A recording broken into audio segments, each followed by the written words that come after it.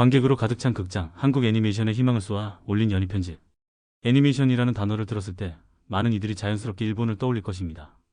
재패니메이션이라는 고유명사가 있을 정도로 일본은 세계 애니메이션 시장을 선도하는 절대 강자입니다. 최근 몇 년 사이에는 귀멸의 칼날 극장판이 일본을 넘어 한국과 미국 박스오피스까지 석권하며 그 저력을 다시 한번 증명했습니다. 화려하고 역동적인 작화, 깊이 있는 세계관, 그리고 전 세대를 아우르는 스토리텔링은 일본 애니메이션이 도달한 높은 경지를 보여주는 명백한 증거이며 우리에게는 넘어야 할 거대한 산처럼 느껴지기도 합니다. 이러한 상황 속에서 한국 애니메이션의 현주소를 논하는 것은 종종 아쉬움과 기대를 동시에 품게 만드는 일이었습니다. 과거에 비해 K- 콘텐츠의 위상은 눈부시게 발전했습니다. 드라마, 영화, K-팝은 물론이고 이야기의 원천이 되는 웹툰 분야에서는 이미 세계 최고 수준의 경쟁력을 갖추었다고 해도 과언이 아닙니다. 하지만 유독 극장용 장편 애니메이션 분야만큼은 그 성장세가 더디게 느껴졌던 것이 사실입니다. 왜 한국은 일본처럼 만들지 못하는가? 라는 자주 섞인 질문이 반복되었고, 뛰어난 원작 웹툰들이 애니메이션보다는 드라마나 영화로 제작되는 현실은 이러한 아쉬움을 더욱 짙게 만들었습니다. 산업적 기반과 제작 환경의 차이로 인해 한국 극장 애니메이션은 블록버스터급 스케일보다는 서정적이고 잔잔한 감성을 담은 작품들이 주를 이루는 경향을 보여왔습니다. 이러한 배경 속에서 개봉한 연희 편지는 그래서 더 특별한 의미를 가집니다. 개천절 연휴, 극장 가는 대작 영화들의 각축장이었습니다. 상대적으로 상영 회차도 적고 포스터의 서정적인 분위기만 보면 청소년층을 주 타겟으로 한 작품처럼 보이기도 했습니다. 하지만 극장 문을 열고 들어선 순간 눈앞에 펼쳐진 광경은 놀라움 그 자체였습니다. 상영관은 빈자리를 찾기 어려울 정도로 관객들로 가득 차 있었고, 더욱 인상적인 것은 관객의 대부분이 아이의 손을 잡고 온 부모가 아닌 순수하게 이 작품을 보기 위해 극장을 찾은 20, 30대 이상의 성인 관객들이었다는 점입니다. 이는 연희 편지가 단순히 아이들을 위한 만화가 아닌 전 세대의 마음을 움직일 힘을 가진 콘텐츠임을 증명하는 첫 번째 신호였습니다. 연희 편지는 2018년 네이버 웹툰에서 연재된 동명의 단편 웹툰을 원작으로 합니다. 원작이 가진 따뜻한 감성과 탄탄한 스토리는 이미 많은 독자들에게 검증받은 바 있습니다. 하지만 애니메이션으로 재탄생하는 과정은 순탄치만은 않았습니다. 당초 2020년 개봉을 목표로 했으나 더 높은 완성도를 위한 수정과 보완 작업을 거치며 무려 5년이라는 긴 시간이 흘렀습니다. 이 긴 기다림은 결코 헛되지 않았습니다. 영화는 원작의 매력을 스크린에 성공적으로 옮겨왔을 뿐만 아니라 애니메이션이라는 매체만이 줄 수 있는 생동감과 깊이를 더해 한층 더 완성도 높은 작품으로 태어났습니다. 관객들은 5년의 기다림이 작품의 완성도를 위한 숙성의 시간이었음을 영화를 통해 충분히 느낄 수 있었습니다. 개봉 전 이 작품이 화제가 된 또 다른 이유는 주인공 이소리의 목소리를 악동 뮤지션 AKA 뮤 이수연이 맡았다는 사실 때문이었습니다. 전문 성우가 아닌 가수의 캐스팅은 때때로 작품의 몰입을 방해하는 위험 요소로 작용할 수 있다는 우려가 있었던 것이 사실입니다.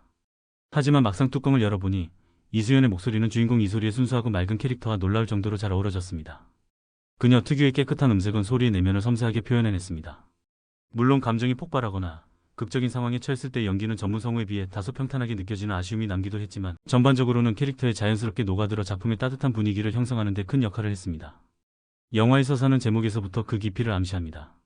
처음에는 연애 편지로 착각하기 쉽지만 이 영화의 제목은 사랑 이야기가 아닌 연희가 보낸 편지라는 의미의 연희 편지입니다. 이야기는 과거의 상처로부터 시작됩니다. 주인공 이소리는 초등학교 시절 부당하게 왕따를 당하는 친구를 위해 용기를 냈다가 도리어 자신이 따돌림이 대상이 되어버린 아픈 기억을 가지고 있습니다. 그 트라우마로 인해 마음의 문을 닫고 새로운 환경에 적응하는 것을 두려워하던 소리는 전학 온 학교의 낡은 책상 서랍에서 이문희 편지 한 통을 발견하게 됩니다. 그 편지는 자신을 연희라고 소개하는 누군가가 학교 곳곳에 숨겨둔 또 다른 편지들을 찾아보라는 미션을 담고 있었습니다. 소리는 이 미스터리한 편지들을 하나씩 찾아 나서는 보물찾기를 시작하며 그 과정에서 새로운 친구 박동순을 만나게 됩니다. 둘은 함께 편지의 단서를 추적하며 우정을 쌓아가고 소리는 점차 닫혔던 마음의 문을 열고 학교 생활에 적응해 나갑니다. 편지를 통해 드러나는 연희 정체와 그의 친구였던 박동순의 관계는 이야기에 따뜻한 감동과 궁금증을 더하는 핵심적인 요소로 작용합니다. 연희 편지의 가장 큰 미덕은 탄탄한 내러티브와 감성적인 연출의 조화에 있습니다.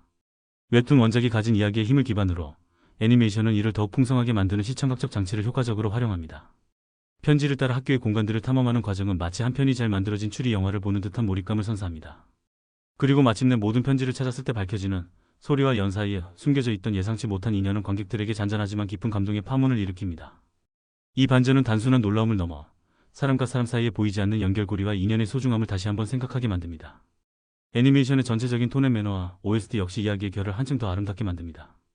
부드럽고 따뜻한 색감으로 그려진 작화는 주인공들의 감정선을 섬세하게 따라가며 적재적소에 흘러나오는 서정적인 음악은 관객들의 마음을 어루만집니다. 영화 후반부에 이르러서는 극장 곳곳에서 조용히 눈물을 훌쩍이는 소리가 들려올 정도로 연희 편지는 관객들의 감정선을 깊숙이 파고드는 힘을 가지고 있습니다. 혹시 너무 유치하지는 않을까? 라는 선입견을 가지고 극장을 찾았던 관객이라도 영화가 끝날 때쯤에는 그 생각은 기우에 불과했음을 깨닫게 될 것입니다. 결론적으로 연애편지는 한국 애니메이션이 나아가야 할 또 하나의 방향성을 제시한 수작입니다. 자극적인 소재나 화려한 액션 없이도 사람의 마음을 움직이는 좋은 이야기와 따뜻한 감성, 그리고 높은 완성도만으로도 충분히 관객의 사랑을 받을 수 있음을 증명해 보였습니다. 텅 비어있을 것이라는 예상과 달리 성인 관객들로 가득 찬 상영관의 풍경은 한국 애니메이션의 미래에 대한 희망을 품게 하기에 충분했습니다. 부디 연애편지의 이러한 의미 있는 성공이 일회성으로 그치지 않고 앞으로 더 다양한 소재와 장르의 웰메이드 한국 애니메이션이 탄생할 수 있는 건강한 토양이 되어주기를 진심으로 바라봅니다.